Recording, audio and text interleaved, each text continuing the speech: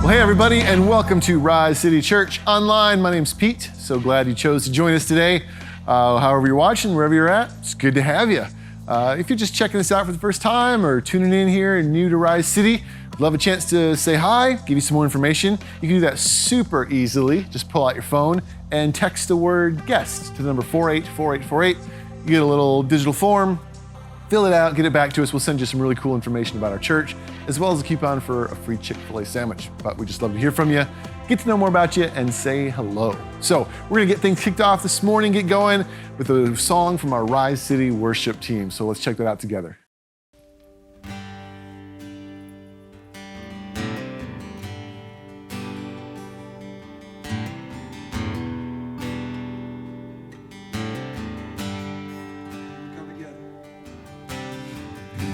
People come together, strangers, neighbors, our blood is one. Children of generations, of every nation, of kingdom comes. Don't let your hearts be trouble. Hold your head up high, don't fear no evil. Fix your eyes on this one truth.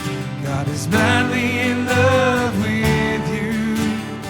So take courage, hold on, be strong. Remember where your help comes from.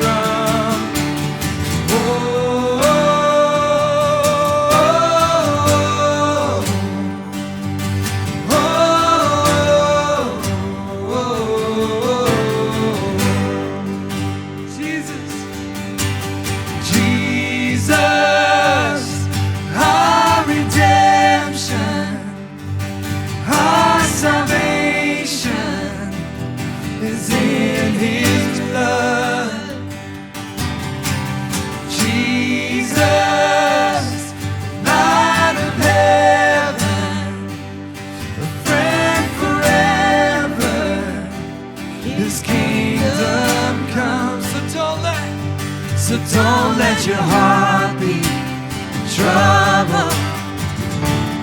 Hold your head up high, don't fear no evil. Fix your eyes on this one truth. God is madly in love with you. So take courage, hold on, be strong. Remember where your help comes from.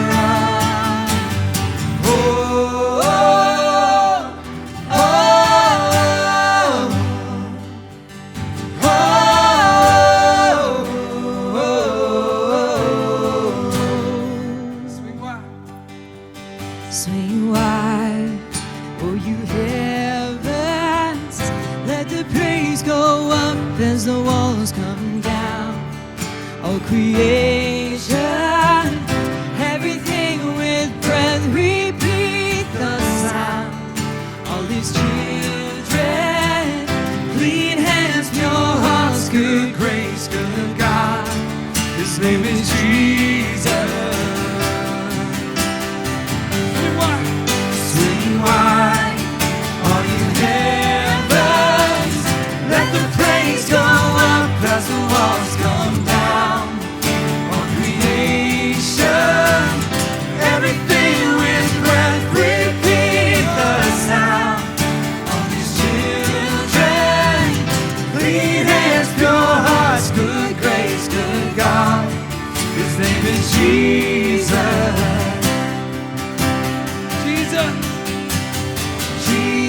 Jesus, our redemption, our salvation is in His blood. Jesus, light of heaven, friend forever, His kingdom come.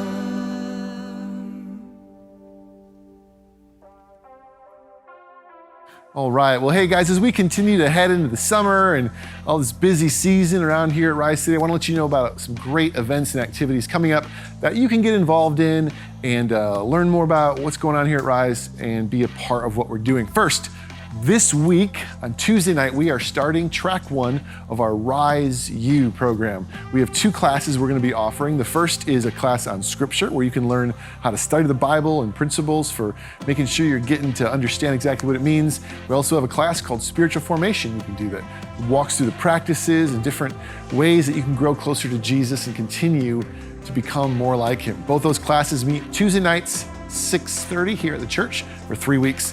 We also have a great opportunity for kids entering 3rd grade through into 6th grade called Rise to Life for Kids. It's a student version of our normal Rise to Life class that is free for students that'll meet during Rise U, 6:30 here at the church on Tuesday nights, starting this Tuesday night. It's free, no cost, and we'd love to have your kids join us. We'll also have a whole second track coming up in July. So if you're interested in joining Rise U, you can jump online, our app, website, and just fill out the form and join us. We'd love to have you. Another great thing coming up for all the women in our church is our women's brunch on Saturday, June 26th, here at the church at 10 a.m. This will be a chance to come and hang out, meet some great people, some friendships, and just spend some time with other amazing women here at Rise City. Love to have you attend that. And for the men, not to be outdone, on Friday, July 9th, here at the church, we are having a barbecue and bags night where we're gonna have a cornhole tournament, get out the grills, just have a great opportunity to connect with guys, have some fun, and really just grow together in Lord and play bags. Who doesn't want to do that? So it's at 6 p.m. Love to have you consider joining. You can check out those events and everything else happening this summer on our app or our website. This is a great place to go for all of that. Well, with all that, we're going to continue our study of the Gospel of John today. Pastor Brandon is going to continue our study looking at a really impactful moment in the life of Jesus. So let's dive into that together.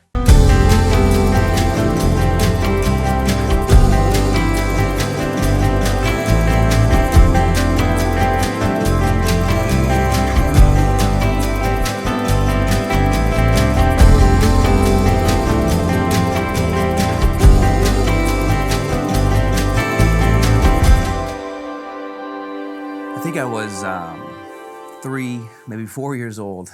Can't really remember how old I was, and the memory is somewhat fuzzy. But what I do recall was being in the front room of our house and my dad coming home from work. And as my dad came in the door, my mom came from the kitchen to meet him. And I knew something was different watching because I could see on my dad's face this solemnness, and it looked like he's about to cry. But when my mom got to him and gave him a hug, like Niagara Falls, like I don't have a lot of memories of my dad having ugly cries, but this, I can see it. My dad just lost it. And I didn't know what was going on. I just remember my mom telling him that she loved him, she was holding him, and I think my mom at one point saw that I was kind of looking in and like, what's going on? You know, here I am 3 or 4 years old, and she calls me over. And when she calls me over, she puts the 3 of us kind of like in this group hug, and she just keeps telling my dad, I love you, Stu, and it's gonna be okay. And if I need to take some more hours at the bank, then that's okay. And like, we're gonna get through this. We are a family, we are together.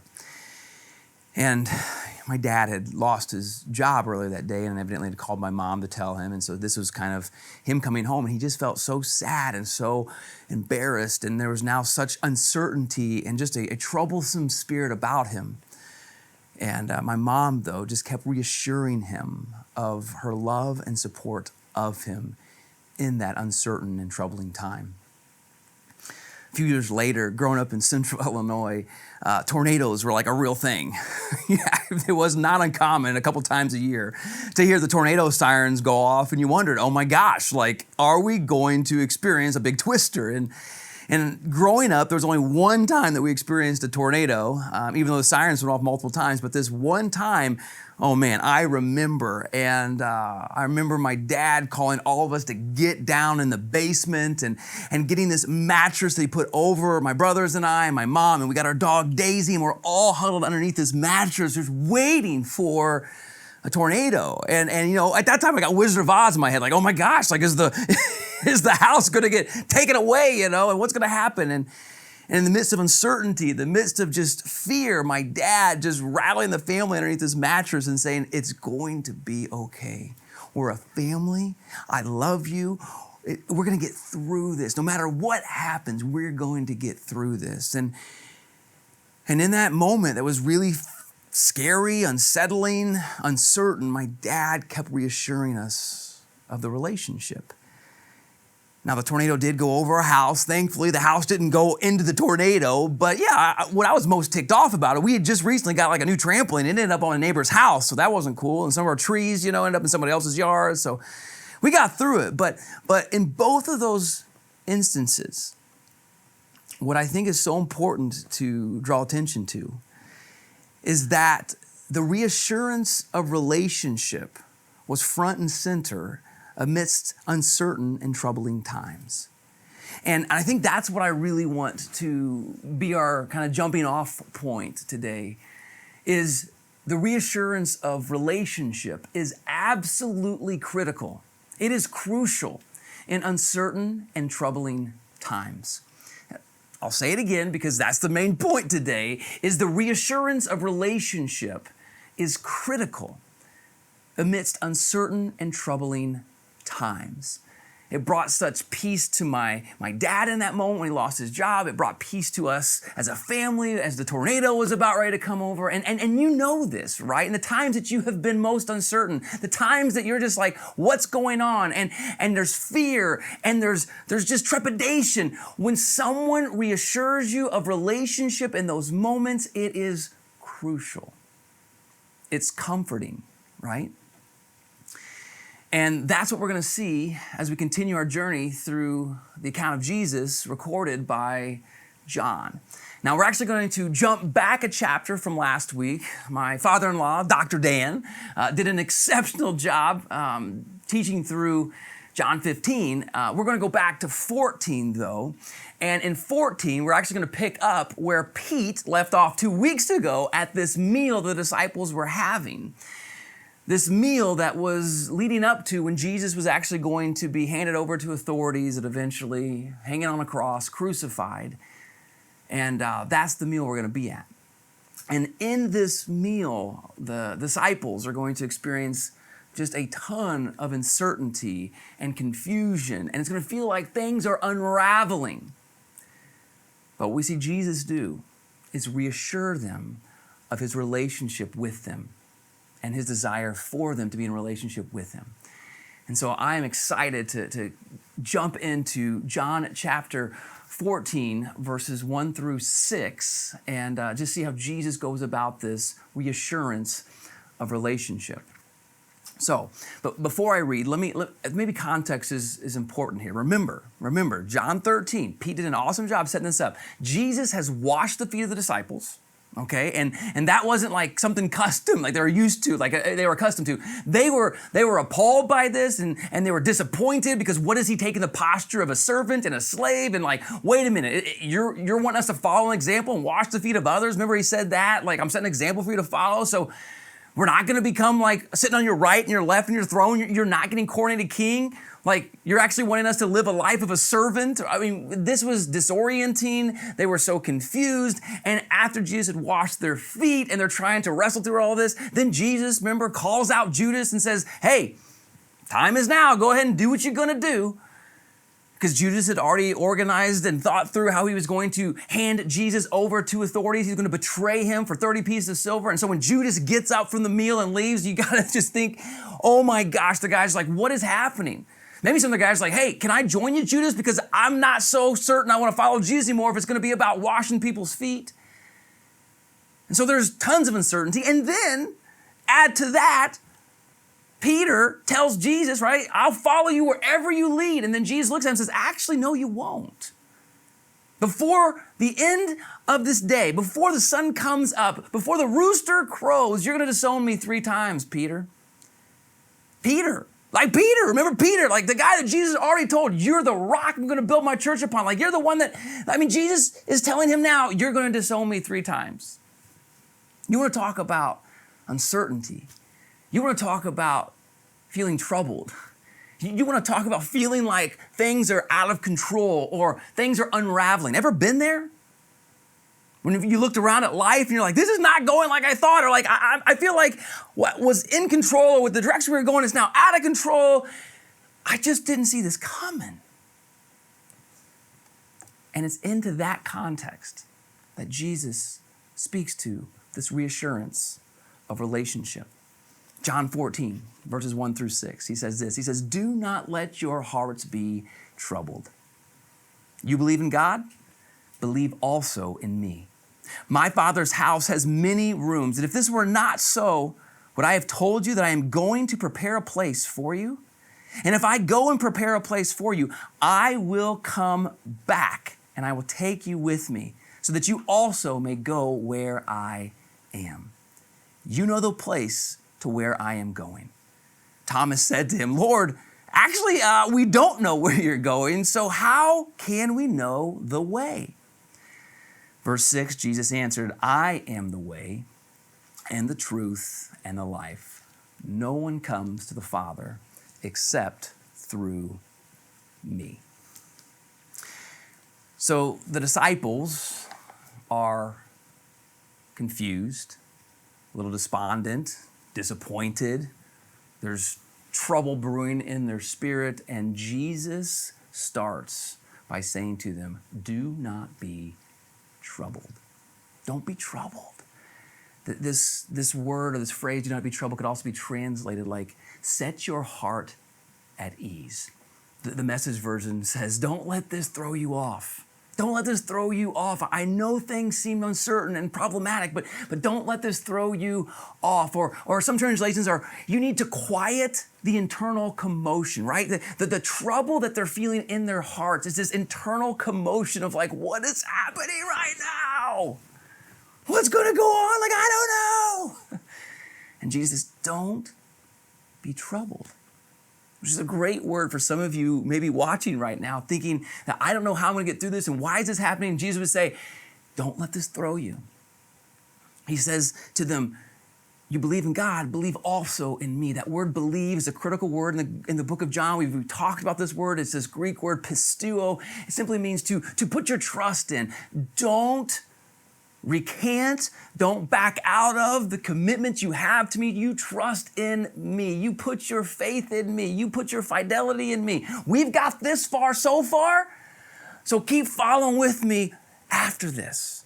This is not the time to abandon. This is the time that you're going to see exactly why I've been doing what I've been doing and saying what I've been saying for the last couple years. Been following me. Don't let your hearts be troubled. Don't let this throw you. Believe in me. And so Jesus recognizes, first off, I mean, what a compassionate, empathetic aspect to consider of Jesus, that he recognizes their uncertainty and just the trouble, the internal commotion within them, and he speaks to it. And then he starts to talk to them about going to prepare a place in his Father's house that has many rooms. Now, what in the world why? Why did Jesus start talking about his Father's house having many rooms and going to prepare you a place? Like, what does that have to do with what's going on? And I think we can miss just the richness of what Jesus says here because we're not as familiar with the language he used when he talked about his Father's house having many rooms and just even kind of the ancient customs that went along with what Jesus is talking about. So Jesus says, don't lose heart. You believe in God, believe also in me. In my Father's house, there are many rooms. That word rooms is this Greek word meno. And the word literally can mean a place to stay or dwelling places. In my Father's house, there are many dwelling places. And he says, if this is not the case, I wouldn't tell you that. He goes, and I'm going to go prepare one of these rooms, this meno, this dwelling place for you. Now, if you grew up in certain churches, you may have been familiarized to the Bible through the King James Version. The King James Version says, in my Father's house, there are many mansions, many mansions. And so in some ways, it may be hard for us to kind of shift our minds, because somehow this is created in a lot of people's thoughts is, okay, Jesus saying, don't be troubled. This problem you're going through, this uncertainty that you're going through, it's okay, because someday we're going to go fly away to the sky. And when we go flying away to the sky and we go to heaven, we got heavenly Bel Air, baby. We're getting a sweet pad. Like, we're going to have a mansion in the sky. And so we would think that maybe Jesus is trying to offer solace in this moment by trying to like somehow entice them with this future pleasure and property up in the sky. I don't know. But that's not what Jesus is saying here. When he says this word meno and dwelling places, he's actually using language as far as how they went about building homes in that ancient Jewish culture. You see, the Father's house, he's using a parallel here. He's talking about what was known as an insula, I-N-S-U-L-A, an insula. This is how they went about building homes in that culture. And an insula was really built around a courtyard, a main common space. And the family and the extended family and the extended family would all live in this same space. Now, you know, I'm kind of partial. I'm thankful. All my in-laws live here and stuff like that, but I wouldn't really prefer this. But this is what they did. And so the father would have a house. And then if he had a son, eventually when he got married, the son would add an addition to the house.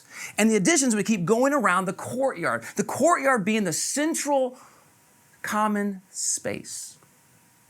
And in this common space, this is where the kids would play and maybe kick balls. This is where the moms or the wives would swap recipes and just talk about what was going on in life. This is perhaps where the dads kicked back and talked about the latest camel races or fertilizers they put on their crops. Like, I don't know, but the courtyard of the insula was the common space, and it was built around the common space because in the common space there was relationship. There was relationship. And so when Jesus is saying to the guys, like, in my Father's house, there are many rooms, he's referring to the fact of saying, listen, this that we're going through, this moment of uncertainty, this disappointment that you're feeling, this confusion, this troubled spirit that you have, I want to reassure you through relationship that I am doing something to ensure that I will always be with you and that you will always be with me. That I'm actually going to prepare a place. And this language was very familiar because it was the custom when a groom proposed to his eventual bride, like he would go and build an addition. He would use hammer and nails and wood. He would build an addition to the father's house. And when that addition was done, then he would go and get his bride and say, come, it's ready, let's do this. And they would all then join and be part of now this extended family. The insula was all about an extension of family, and it's centered on relationship. The insula was all about the extension of family, adding more people to the family, but the courtyard being the central space, and so it centered on relationship. So when Jesus is talking to the disciples, he's trying to give them a picture of why this is going to be okay, that we're going to get through this, that we are a family, and I am going to go prepare a place for you. I'm doing something to ensure that we always are family and we're always in relationship. And so right now, while things feel like they're unraveling, while things feel like they're extremely confusing, while you're even thinking about maybe joining Judas and saying, I'm done with this, or you're worried like, oh my gosh, Peter's going to like bail out, like what are we going to do? He's saying, don't lose heart. Don't lose heart. Like, I have a plan. I am with you. I love you. I am for you. And this whole thing is working it out. So I am going to prepare a place so we will always be together. We will be a family. For me, it's reminiscent of when my mom was hugging my dad and saying, we're a family, we're going to get through this. Or my dad was, underneath that mattress of the tornado, I'm saying, it's going to be okay. We're together in this. And so Jesus, in the midst of this uncertain and troubling time, gives them the gift of the reassurance of relationship. It's so important to take note of. But it's that imagery. It's not a mansion in the sky. It's understanding the cultural imagery. And they have been like, oh, okay, like he's got a plan and he's wanting to be with us and he's wanting us to stay with him, not just now, but for forever. Now, here's the thing. Jesus says, I'm going to prepare a place for you. What is he talking about there? right? Is he talking about, I'm going to go like in the sky, and I'm going to go like do my carpentry skills and build some extra rooms? He's actually talking about, hey, Dad's house is outside Jerusalem, so I'm going to go at it. No. He's not literally talking about, I'm going to go prepare a place, like a literal dwelling place. When he says, I'm going to go prepare a place, he's actually talking about, I'm going to the cross. He's referring to his crucifixion in just a couple days. He's referring to what he's about to do to ensure that everyone can go and be a part of the Father's house. He's not going to use a hammer and nails and wood to build a physical structure. Actually, a hammer and nails are going to place him on wood, and he's going to be hung there to die. And in his death, he will actually triumph over what keeps us from relationship with the Father. You see, all of us have a singed and scourged and broken relationship with our Heavenly Father because of sin. And it was even the sin that was causing the uncertainty and causing Judas to want to betray him, and Peter eventually to disown him, and there was greed at stake, and there's like even selfishness, like I don't want to wash people's feet. Like all of that had sin in it, and that sin tarnished the relationship. And so Jesus, I'm going to prepare a place because I want to ensure we have a relationship. And the way I'm going to prepare that is I'm going to make a way for all of us to be together for all time. And that is the eradication of sin. And I am going to be hung on those pieces of wood. And I'm going to let nails be driven through my hands. And I am going to die in your place and take on the death that you deserved to die. But I'm going to take it because I love you. And I want you to know, trust in me. You believe in God, will believe in me as well. Don't let your hearts be troubled. Don't let this throw you. I am going to prepare a place. I am going to get rid of what keeps us separated, which is your sin. Jesus is simply trying to reassure them of his love for them and the necessity of relationship in these uncertain and troubling times.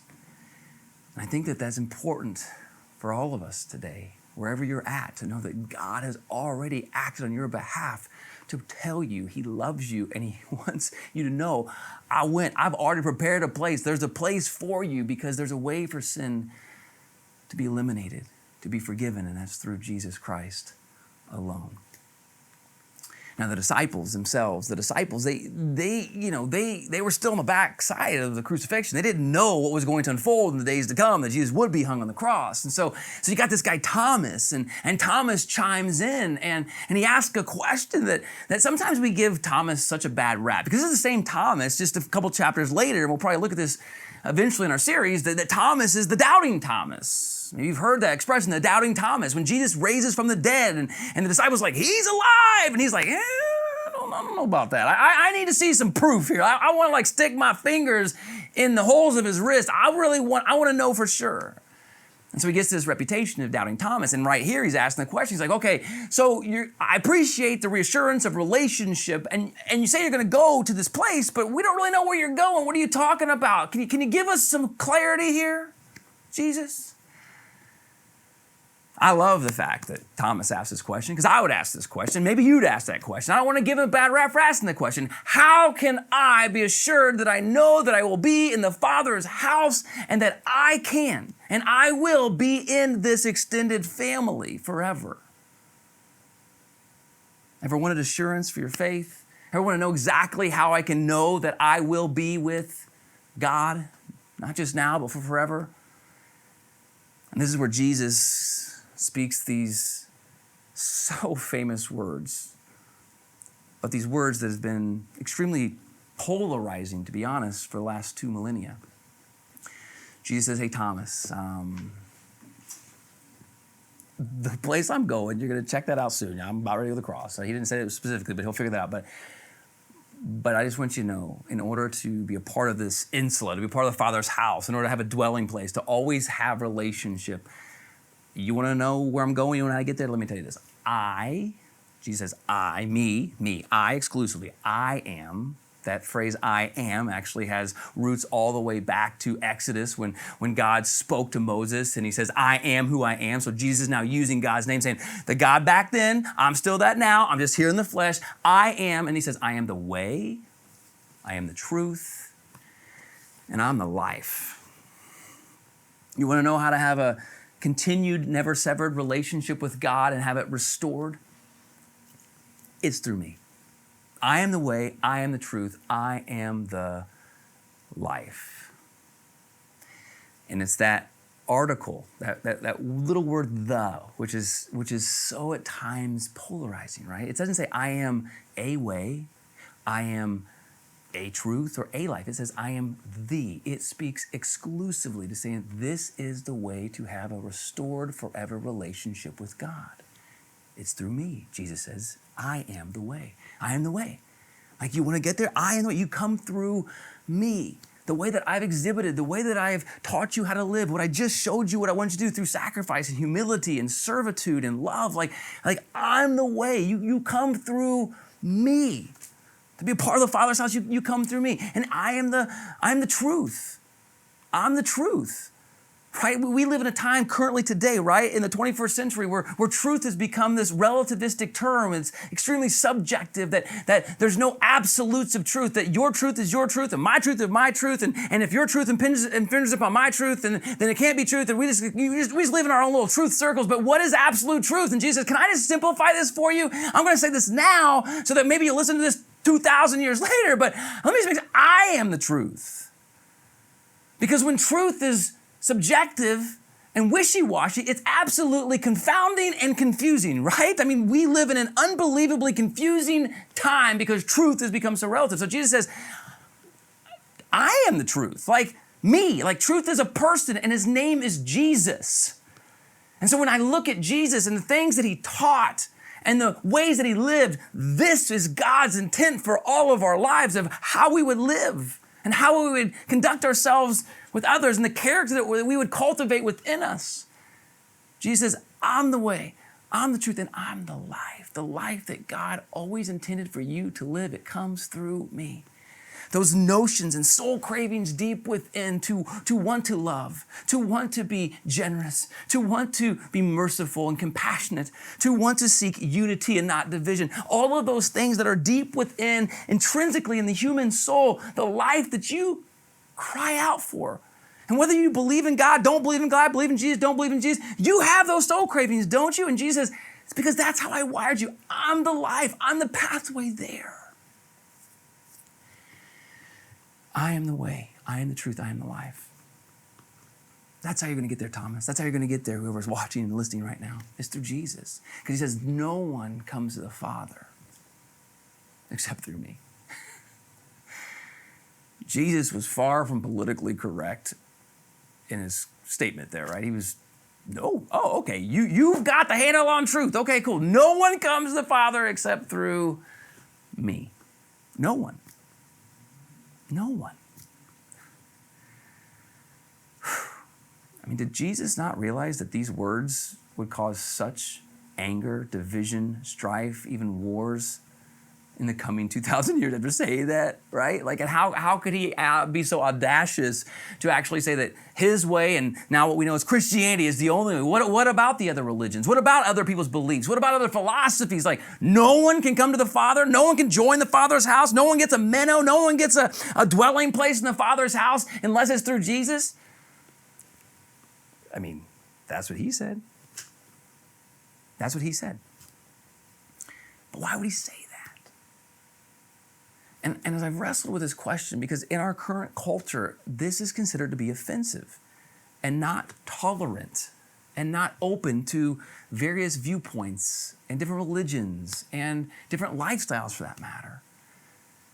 But I think Jesus said that, one, because it's true, because that's what he as God in the flesh, you might not believe that, but like as a follower of Christ, that is the belief. And so he was saying, this is how God wired it. Acts 4:12, there's no other name under heaven by which men are saved except through Jesus Christ. It's through him.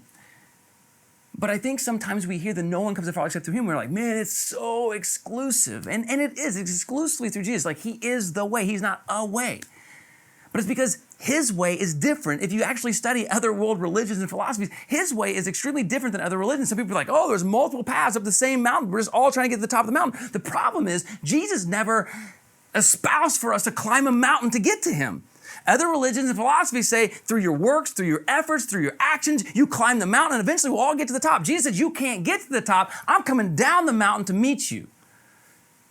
It's a very distinct difference from other religions. That's why it's not, you can't say all paths are the same, all religions are the same. That's why he said, no, it's not. He's like, you couldn't, but I was willing and I am about to. I'm going to that place, prepare for you. I'm going to the cross. I'm coming down the mountain to rescue you, to forgive you, to cleanse you.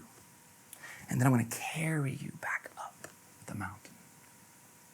I'm going to carry you and take you to my Father's house. And I've prepared a dwelling place for you there. And I want you to know I am for you and I love you because, remember, the reassurance of relationship is critical and uncertain in troubling times. Jesus is distinct. And yes, he's exclusive in the way he says it's through me. But make no mistake about it, Christianity is unbelievably inclusive. It's an inclusively exclusive faith and relationship. One of the major pushbacks in the first and second centuries in terms of Christianity was like, what is the matter with this new faith? Like, they're just open to anybody. They just let anybody in. I mean, you let slaves in and noblemen, you let men and women. I mean, what in the world? You got Greek and barbarians. I mean, like, you guys just are open to everybody. And it's true. Christianity has always been inclusive, and it's an invitation to all people everywhere, all time. You don't even have to give up your native culture. You don't have to give up your native language. It somehow can meet you in that particular place, and Jesus will be there. But he says, but the exclusive part of it is it's for everyone, but it's through one person alone. It's Jesus. Now, why would he do that? And I'll get ready to close with this. Why would he make it so exclusive? Yes, it's inclusive. Everybody's invited, but like, still, what about all the people who don't know and don't care and don't believe? Like, what about them? Like, it's the wrong question to ask. I think it's more of a question of, why would God, if this is true, make it to be that it's only through Jesus? I think it's because it's the declaration of love and satisfaction. That love is greatest exhibited in fidelity, loyalty, and commitment. Right? This is the whole word believe. And when we have our central focus on one and not spread out to many, I can love even greater, and his love can be expressed even greater. But the other thing is satisfaction. Currently, one of the things that has been a massive dilemma in the Grant household is choosing a school every single year for our kids to go to. Growing up in the Midwest, especially in a small town, we didn't have charter schools. There weren't a lot of options like, oh, there's South School, there's North School.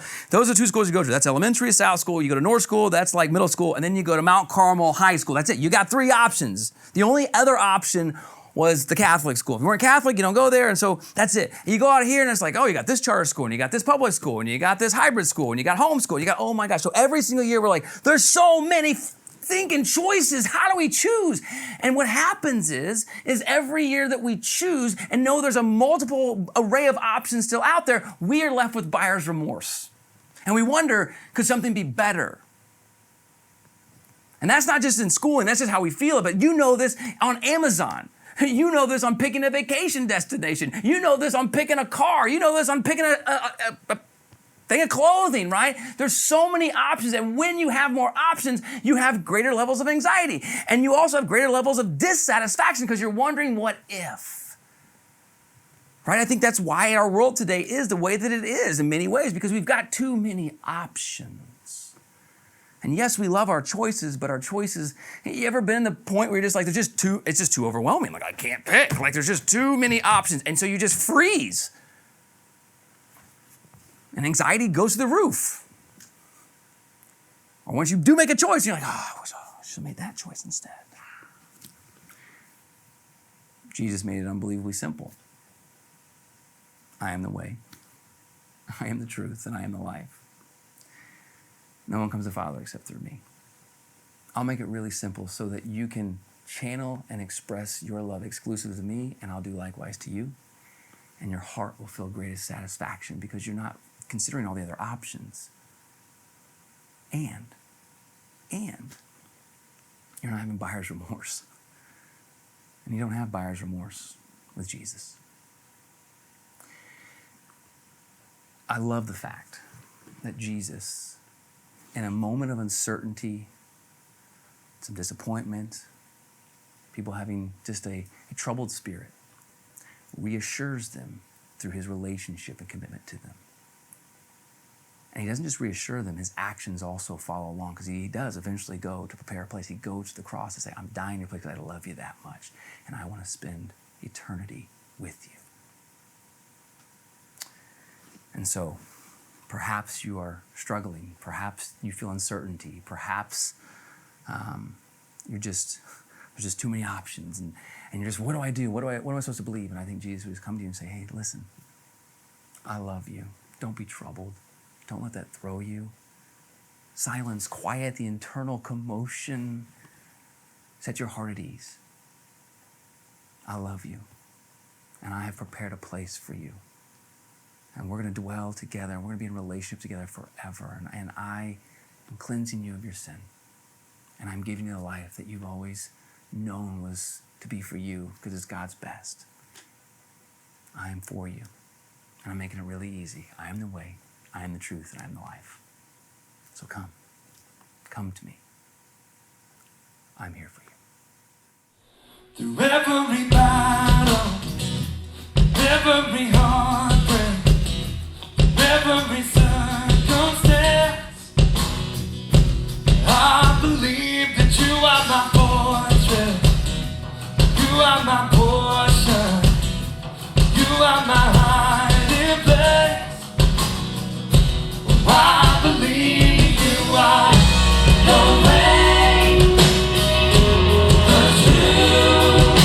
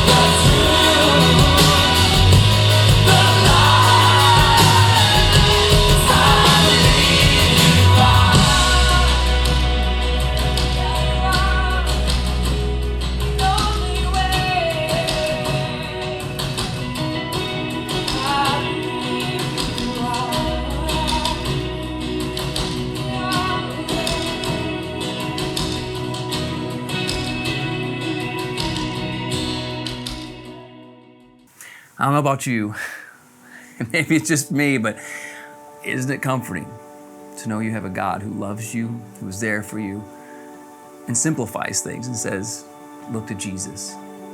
And I'm not sure anyone that ever looks to Jesus comes away disappointed.